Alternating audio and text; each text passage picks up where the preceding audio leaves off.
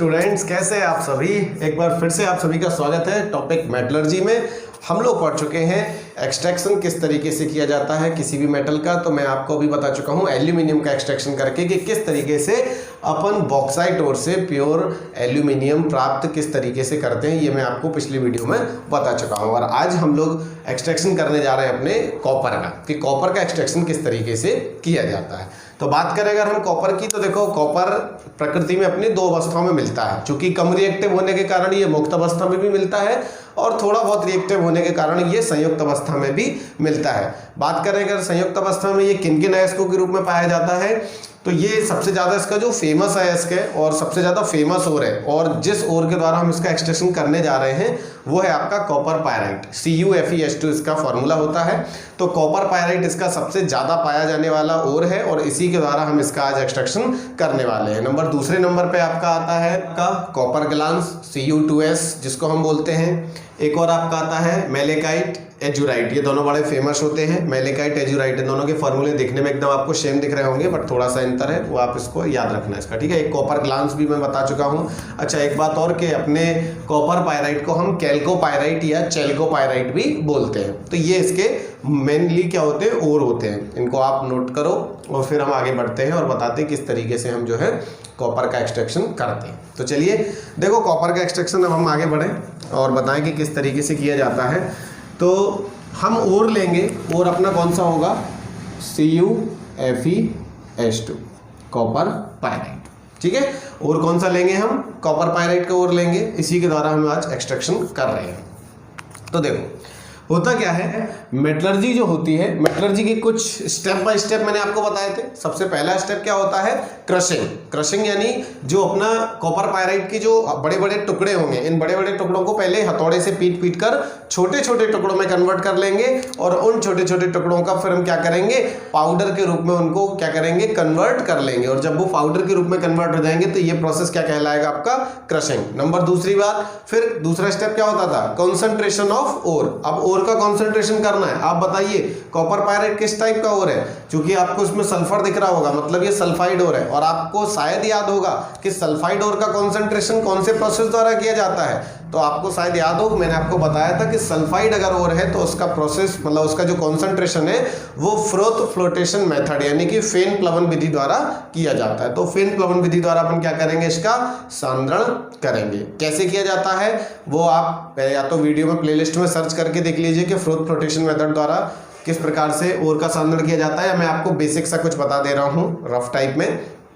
एक कंटेनर लेते हैं हम, कंटेनर में हम अपना ओर डाल देते, पानी डाल देते और पानी के साथ उसमें पाइन ऑयल डाल देते यानी चीड़ का तेल डाल देते। फिर उसमें किसी मैकेनिज्म की सहायता से अपन क्या करते हैं, जो है एयर पास कराते हैं। एयर पास कराने से उसमें बबल्स उठते हैं और बबल्स के साथ झाग बनता है। और सल्फाइड ओर की क्वालिटी होती है कि वो झाग से एब्जॉर्ब हो जाता है, झाग को अपन सुखा लेते हैं, झाग उड़ जाता है, अपना ओर अपन को मिल जाता है। तो ये प्रोसेस होता है फ्रोथ फ्लोटेशन मेथड का, ठीक। अब क्या करते हैं, अपने दो स्टेप कंप्लीट हो गए। पहला क्रशिंग हो गया, दूसरा कंसंट्रेशन हो गया, तीसरा क्या होता था, ऑक्सीडेशन। ऑक्सीडेशन किस विधि द्वारा, मैंने बताया था 2 विधियों द्वारा कर सकते हैं। नंबर फर्स्ट हम कैल्सिनेशन से भी कर सकते हैं और रोस्टिंग से। बताओ कब कैल्सिनेशन की जाती, कब रोस्टिंग की जाती। मैंने आपको बताया था कि यदि अपने ओर में ऑलरेडी ऑक्सीजन है तो करेंगे कैल्सिनेशन, और यदि अपने ओर में ऑक्सीजन नहीं है तो करेंगे रोस्टिंग। तो बताओ इसमें क्या ऑक्सीजन है, नहीं है, तो क्या करेंगे इसका, कैल्सिनेशन या रोस्टिंग। तो इसकी करेंगे रोस्टिंग। रोस्टिंग मतलब भर्जन। तो इसका भर्जन करेंगे तो होगा क्या, मैंने आपको बताया था भर्जन में क्या होता है, आपको याद होगा। देखो भर्जन में क्या होता है, भर्जन में देखो चाहे कैल्सिनेशन करो चाहे भर्जन करो, आपको ये तो मैंने बता ही चुका हूं कि देखो होता क्या है कि इसमें जो भी मॉइस्चर वगैरह आती है, नमी वगैरह आती है, तो आप ऑक्सीडेशन करने पर उसकी नमी वगैरह दूर हो जाती है। तो पहली चीज किसकी, मॉइस्चराइजिंग वगैरह ये सब दूर हो जाएगी। दूसरी चीज, अगर इसमें कोई भी सल्फर की इम्प्योरिटी होगी तो वो ऑक्सीडाइज होकर किस में बदल जाएगी, SO2 के रूप में उड़ जाएगी। अगर हल्की फुल्की कोई और आर्सेनिक की जो है इम्प्योरिटी होगी तो ऑक्सीडाइज होकर किसके रूप में उड़ जाएगी, AS2O3 के रूप में उड़ जाएगी। मैं एक भी रिएक्शन बैलेंस नहीं कर रहा हूँ, वो तो मैं आपको बता रहा हूँ किस तरीके से। अब आप 12th में आ गए हैं तो ये छोटी मोटी चीज़ें आपको अपने मन से आनी चाहिए, तो बैलेंस करके ही आप नोट करना, ठीक है, या नोट कर लेना, इसके बाद आप बैलेंस अपने हिसाब से कर लेना। अगर हल्की फुल्की एंटीमनी की इम्प्योरिटी होगी तो बताओ क्या होगा, Sb2O3 के रूप में क्या हो जाएगी, ये उड़ जाएगी। तो ये सारी इम्प्योरिटी जो है वो खत्म हो जाएंगी। नंबर दूसरी बात कि जो अपना ओर है, ओर क्या बदल जाता है, ओर बदल जाता है ऑक्साइड ओर में कन्वर्ट हो जाता है। तो जो CuFeS2 है ये पहले बदलेगा किसमें, सल्फाइड ओर में, तो ये बदल जाएगा CO2S और साथ में FeS और साथ में SO2। ठीक है, बैलेंस नहीं है, बैलेंस आप अपने हिसाब से कर लेना इस तरीके से, आप पूरी अभी भी नहीं है, करते रहना आप। ठीक, तो सर सल्फाइड ओर में बदल गया, पहले कॉपर पायराइट से किस में बदल गया, ये क्यूप्रस सल्फाइड और ये फेरस सल्फाइड में। फिर ये जो क्यूप्रस सल्फाइड है, ये क्यूप्रस सल्फाइड भी ऑक्सीडाइज होकर किस में बदल जाएगा, क्यूप्रस ऑक्साइड में बदल जाएगा, साथ में SO2 गैस निकल जाएगी। ये जो फेरस सल्फाइड है, फेरस सल्फाइड ऑक्सीडाइज होकर किस में बदल जाएगा, फेरस ऑक्साइड में बदल जाएगा, SO2 गैस निकल जाएगी। लेकिन ध्यान रहे कि ये CO2S और FeS, ये जो CO2S और ये जो FeS, ये पूरा ऑक्सीडाइज नहीं हो गया, ये इसका आंशिक पार्ट हो गया। मतलब कुछ भाग ऐसा है इन दोनों का, कुछ भाग क्या हो गया, ऑक्सीडाइज हो गया, कुछ भाग अभी भी बचा हुआ है। तो ये प्रोसेस होती है किसकी, रोस्टिंग की। रोस्टिंग में क्या है कि मॉइस्चर वगैरह खत्म हो जाएगी, इसके बाद आपकी सल्फर की इम्प्योरिटी SO2 के रूप में उड़ जाएगी, आर्सेनिक की इम्प्योरिटी H2O3 के रूप में उड़ जाएगी, एंटीमनी की इम्प्योरिटी Sb2O3 के रूप में उड़ जाएगी। जो कॉपर पायराइट है वो पहले बदलेगा कॉपर सल्फाइड और फेरस सल्फाइड में, फिर कॉपर सल्फाइड का कुछ भाग ऑक्सीकृत होकर किस में चला जाएगा, कॉपर ऑक्साइड में, और फेरस सल्फाइड का कुछ भाग ऑक्सीकृत होकर फेरस ऑक्साइड में कन्वर्ट हो जाएगा। राइट, तो ये क्या है अपना, ये है रोस्टिंग। ठीक, अब रोस्टिंग के बाद क्या करते थे हम लोग, रोस्टिंग के बाद हम करते थे स्मेल्टिंग, याद होगा आपको, प्रगलन। अब प्रगलन में क्या होगा वो समझते हैं। तो देखो प्रगलन में क्या करेंगे हम लोग, हम अपने जो रोस्टेड ओर होता है, मतलब या तो निस्तापित अयस्क है या फिर भर्जित अयस्क है, दोनों में से कोई एक प्रकार का अयस्क है। तो वो अयस्क जो है, अयस्क में हम कोक और गालक मिलाकर क्या कर देते, एक बड़ी सी बात्या भट्टी में हीट करते थे। बात्या भट्टी यानी कि ब्लास्ट फर्नेस में। तो ब्लास्ट फर्नेस में हम किस किस को हीट करेंगे, अपना जो ओर, कौन सा ओर है, रोस्टेड ओर। ध्यान रखना, रोस्टेड ओर मतलब जो अपना CO2O और साथ में FeO, ये तो है ही है, ये तो ऑक्सीडाइज ओर में कन्वर्ट हो गया, लेकिन अभी कुछ हिस्सा बचा इसका, कौन कौन सा, ये तो इतना कन्वर्ट हो गया था रोस्टिंग में, लेकिन अभी CO2S और साथ में FeS ये भी बचा हुआ है। तो इस ओर को, ठीक है, साथ में अपन ने कोक यानी कि कार्बन को, और साथ में गालक यानी फ्लक्स, यहाँ पर हम फ्लक्स लेते हैं SiO2। ठीक है, एसिडिक फ्लक्स का यहाँ पर हम यूज करते हैं। क्यों, क्योंकि यहाँ पर इम्प्योरिटी होती है FeO की, FeO क्षारीय होता है, तो इसके लिए हम एसिडिक फ्लक्स का यूज करते हैं। ठीक है, तो क्या होगा, जब हम एक ब्लास्ट फर्नेस में इसको हीट करेंगे, ठीक है, इस टाइप की कुछ ब्लास्ट फर्नेस होती है, आपको साइड में चित्र दिख रहा होगा, इस टाइप की ब्लास्ट फर्नेस होती है कॉपर के एक्सट्रैक्शन के लिए, मतलब स्मेल्टिंग के लिए। तो सबसे पहले क्या करेंगे, इसमें जो बचा हुआ हल्का फुल्का, जैसे मैंने बताया था ना कि CO2S और FeS का कुछ पार्ट तो ऑक्सीडाइज होकर CO2O और FeO में कन्वर्ट हो गया, लेकिन कुछ अभी भी बचा हुआ है, तो वो यहाँ कमी पूरी हो जाएगी। यानी CO2S का कुछ भाग ऑक्सीडाइज होकर CO2O में कन्वर्ट हो जाएगा, साथ में SO2। FeS का भी कुछ भाग ऑक्सीकृत होकर FeO में कन्वर्ट हो जाएगा, साथ में SO2 गैस। ध्यान रहे कि अभी भी ये पूरा ऑक्सीकृत नहीं हो पाया है, कुछ भाग इसका ऑक्सीकृत हो गया था रोस्टिंग में, कुछ भाग ऑक्सीकृत हो गया अभी स्मेल्टिंग में, अभी एक प्रोसेस और है, ठीक है ना, उसमें कुछ भाग होगा बचा कुचा, ये हो जाएगा। अब ये FeO जो है, तो FeO क्या है, इम्प्योरिटी है, ठीक है, और इम्प्योरिटी के साथ अगर हम फ्लक्स का यूज कर दें तो आपको मालूम होगा कि अगर फ्लक्स और इम्प्योरिटी आपस में रिएक्शन करें तो क्या बनाते हैं, स्लैग। स्लैग यानी कि धातुमल। क्या बनाएंगे ये, FeSiO3 फेरस सिलिकेट, ये क्या होता है, स्लैग। क्या होता है, स्लैग, धातुमल। धातुमल का काम क्या होता है, धातुमल क्या करता है कि धातु, जो पिघली हुई धातु होती है उसके ऊपर एक परत के रूप में जमा रहता है, उसको अपन उठा के फेंक सकते हैं। तो जो धातुमल जब अपन हटा देंगे तो जो बचेगा वो बचेगा अपने पास में क्या, अभी CO2S और FeS का एक मिक्सचर बचेगा। क्या बचेगा, CO2S और FeS। ध्यान रहना, यही था पहले CO2S और FeS, इसका कुछ भाग ऑक्सीकृत हो गया था रोस्टिंग में, फिर इसी का कुछ भाग ऑक्सीकृत हो गया स्मेल्टिंग में अभी ये बचा है, और इस पूरे मिश्रण को अब हम यहाँ के बाद जब ये स्लैग हट जाए इसके बाद ये जो मिश्रण है इस मिश्रण को बोलते हैं हम मैट। क्या बोलते हैं? मैट। कॉपर का मैट। ध्यान रखना क्वेश्चन पूछा जाता है 1 नंबर में, मैट कैसे कहते हैं? तो बोलेंगे जब प्रगलन करते हैं कॉपर का तो उसके बाद जो धातुमल हटाने के पश्चात जो शेष Cu2S और Fe बचता है उसको क्या बोलते हैं हम? मैट। मैट में कितने परसेंट क्या क्या रहता है? तो ध्यान रखना मैट में 98% रहता है कॉपर सल्फाइड और 2% रहता है फेरस सल्फाइड। ध्यान रखना इस चीज का, ठीक है? ये रहता है मैट में। अब इस मैट को उठा के हम एक और प्रोसेस करते हैं रिडक्शन करने के लिए। वो प्रोसेस कहलाती है बेसेमराइजेशन। क्या कहलाती है? बेसेमराइजेशन, बेसेमरीकरण जिसको अपन हिंदी में बोलते हैं। ठीक है। अब बेसेमर कन्वर्टर क्या होता है? बेसेमर कन्वर्टर सेम इस तरीके से होता है। आपने जब रोड कंस्ट्रक्शन का काम अगर कभी किसी ने देखा हो तो एक सीमेंट वगैरह का मिक्सचर तैयार करने के लिए वो होता है ना, लेबर लोग जाते हैं उसमें पानी डाल देते, सीमेंट डाल देते, बालू डाल देते, कंक्रीट डाल देते और वो मिक्सचर टाइप का एक चलता है ना, जो मतलब पूरा मिक्सचर बनाने के लिए वो चलता है। तो उसी टाइप का एक बेसेमर कन्वर्टर होता है। ठीक है, ये आपको साइड में यहाँ पर चित्र में दिख रहा होगा कि किस तरीके से होता है। इतना इंपॉर्टेंट नहीं है इसका चित्र, तो मैं ज़्यादा इसको समझा नहीं रहा हूँ। ठीक है, तो ये आपको दिख रहा होगा। इसमें क्या होता है, हमने क्या क्या डाला? Cu2S डाल दिया और साथ में क्या डाल दिया? FeS डाल दिया। अब इसमें क्या है समझो, इसमें भी शेष बची हुई मात्रा Cu2S की क्या होती है? Cu2S की कुछ मात्रा जो होती है वो कन्वर्ट हो जाती है किसमें? ऑक्सीडाइज होकर Cu2O में कन्वर्ट हो जाती है, साथ में SO2 गैस। फिर FeS की बची हुई शेष मात्रा O2 के साथ कन्वर्ट हो जाती है और बनाती है FeO, साथ में SO2।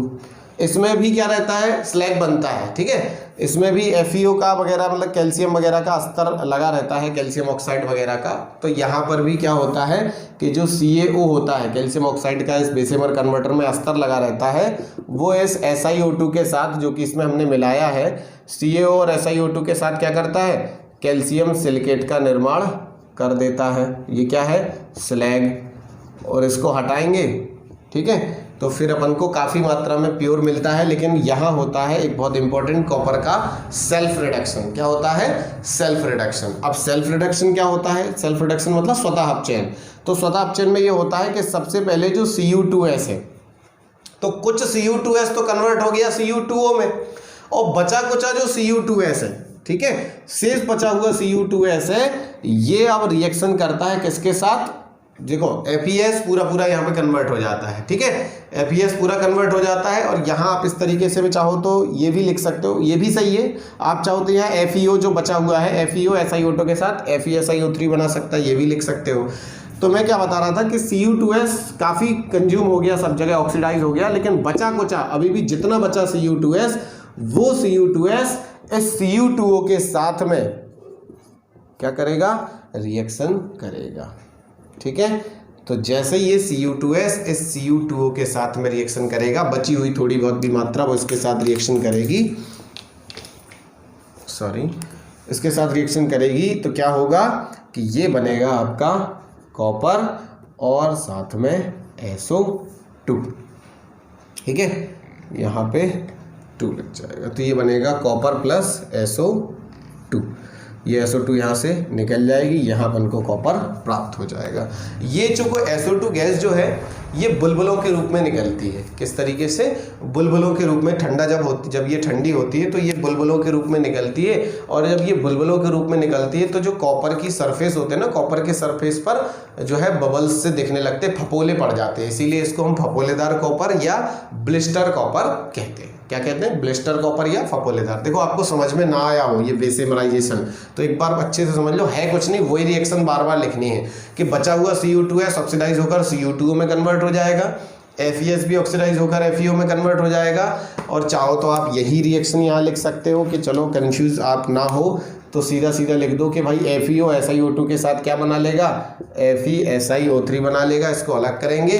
अब लास्ट में जितनी भी Cu2S की मात्रा बची फाइनल, वो Cu2S की मात्रा इस Cu2O के साथ रिएक्शन करके कॉपर बनाती है और SO2 गैस। और जब इसको ठंडा करते हैं तो SO2 गैस बुलबुलों के रूप में निकलने के कारण कॉपर की सतह पर फपोले पड़ जाते हैं, इसीलिए इस कॉपर को फपोलेदार कॉपर या ब्लिस्टर कॉपर कहते हैं। तो इस तरीके से हम कॉपर का एक्सट्रैक्शन करते हैं। ठीक, अब ये अराउंड कितना, लगभग 98% ये क्या होता है, प्योर होता है। 2% इसमें बहुत सारी इम्प्योरिटी अभी भी रहती हैं, तो इसकी इम्प्योरिटी को दूर करने के लिए क्या करेंगे हम इलेक्ट्रोलाइटिक मेथड का यूज़ करेंगे, विद्युत अपघटनी विधि का उपयोग करेंगे। मैं आपको ऑलरेडी बता चुका हूँ कि किस तरीके से विद्युत अपघटनी विधि द्वारा हम जो है कॉपर का शोधन कर सकते हैं। नहीं बताया तो मैं आपको बता चुका हूं, वैसे आप प्लेलिस्ट में सर्च करके देख सकते हैं, लेकिन फिर भी मतलब रिफाइनिंग ऑफ मेटल में जाके देखना, मेरी वीडियो में रिफाइनिंग ऑफ मेटल में मैंने आपके जो है बताया है कि किस तरीके से हम प्योर करते हैं किसी भी मेटल को।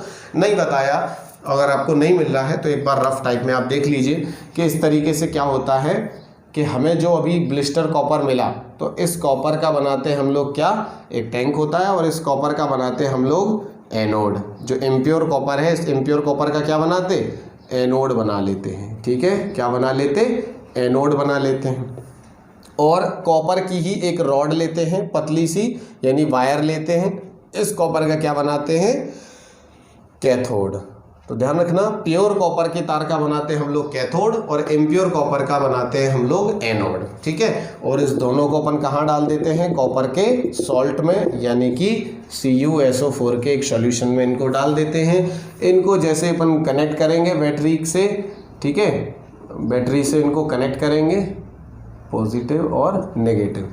बैटरी से जैसे इनको कनेक्ट करेंगे तो यहाँ पर कुछ रिएक्शन होंगी, और रिएक्शन क्या होंगी कि सबसे पहले जो एनोड होगा यानी इम्प्योर कॉपर होगा, तो ये क्या करेगा, एनोड पर कुछ रिएक्शन होंगी और कैथोड पर। तो मैं यही बता दे रहा आपको कि एनोड पर क्या होगा, एनोड पर जो कॉपर है, कॉपर 2 इलेक्ट्रॉन त्याग करके Cu2+ बनाएगा। ठीक है, ठीक, एनोड पर क्या होगा, कॉपर 2 इलेक्ट्रॉन त्याग करके क्या बनाएगा, Cu2+। तो ये Cu2+ आयन यहाँ आ जाएंगे, और जैसे इलेक्ट्रिसिटी पास करेंगे तो ये CuSO4 जो है ये टूट जाएगा। किस किस में टूट जाएगा, Cu2+ में और SO4 2- में।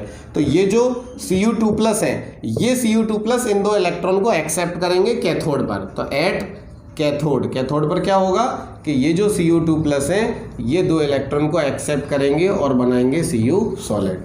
तो समय रहते धीरे धीरे क्या होगा, एनोड पतला होता चला जाएगा क्योंकि यहाँ से कंज्यूम हो रहा है, और कैथोड मोटा होता चला जाएगा क्योंकि यहाँ पर निक्षेपित हो रहा है। ठीक है, और जितनी भी इम्प्योरिटी हैं वो सारी की सारी इम्प्योरिटी यहाँ एनोड मड के रूप में एकत्रित होती जाएंगी, एनोड मड या एनोड पंख के रूप में एकत्रित होती जाएंगी। तो ये प्रोसेस सबसे ज़्यादा यूज़ की जाती है कॉपर को प्योर करने के लिए। इसके अलावा एक मेथड का हम लोग और यूज़ करते हैं, हरी लकड़ी के, या जिसको हम बोलते हैं दंड विडोलन विधि। हरी लकड़ी के बल्ले से उसको घुमाते हैं, किसको, जो इम्प्योर कॉपर मिला, इस इम्प्योर कॉपर में अपन ग्रीन कलर की एक लकड़ी लेते हैं या बांस टाइप का, और उससे क्या करते हैं अपन, बहुत तेज़ी से उसको हिलाते हैं। तो हरी लकड़ी से क्या होता है, हाइड्रोकार्बन गैसें निकलती हैं जो यहाँ पर रिड्यूसिंग एजेंट का कार्य करती हैं, और इससे कॉपर अपना काफ़ी हद तक प्योर हो जाता है। जितनी भी इम्प्योरिटी हैं वो सब निकल जाती हैं और काफ़ी हद तक प्योर हो जाता है। वैसे सबसे ज़्यादा प्यूरिफिकेशन की विधि जो होती है कॉपर को प्योर करने की, वो ये काम में आती है। ठीक, तो इस तरीके से आज मैंने आपको बताया कॉपर।